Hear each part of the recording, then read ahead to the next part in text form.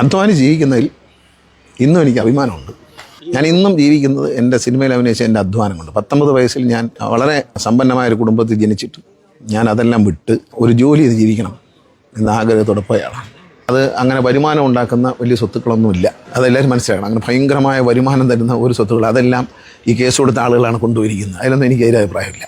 ഒത്തിരി സന്തോഷമുണ്ട്, സത്യം തെളിഞ്ഞാൽ ഒത്തിരി സന്തോഷമുണ്ട്.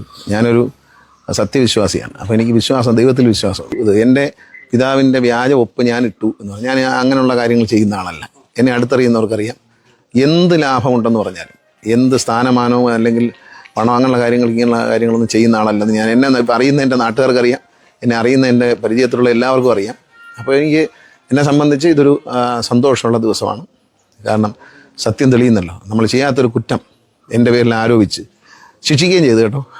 സാധാരണ ആരോപിക്കാറേ ഉള്ളൂ, പക്ഷെ ആരോപിക്കുക മാത്രമല്ല, ശിക്ഷിക്കുകയും ചെയ്തു. ഇനി പല കാര്യങ്ങളും ബഹുമാനപ്പെട്ട കോടതി പരിഗണിക്കുമ്പോൾ സത്യങ്ങൾ പുറത്തു വരും. നമ്മളറിയാത്ത കേൾക്കാത്ത കാര്യങ്ങൾ നമുക്കെതിരെ ചില ആളുകൾ ഉന്നയിക്കുകയും അത് ശരിയാണെന്ന് പറഞ്ഞ് പ്രചരിപ്പിക്കുകയും ചെയ്യുന്ന ഒരു ജനങ്ങളെയും പൊതുജനങ്ങളെയും പൊതുസമൂഹത്തെയും തെറ്റിദ്ധരിപ്പിക്കുകയാണ് ഒരാളെക്കുറിച്ച്.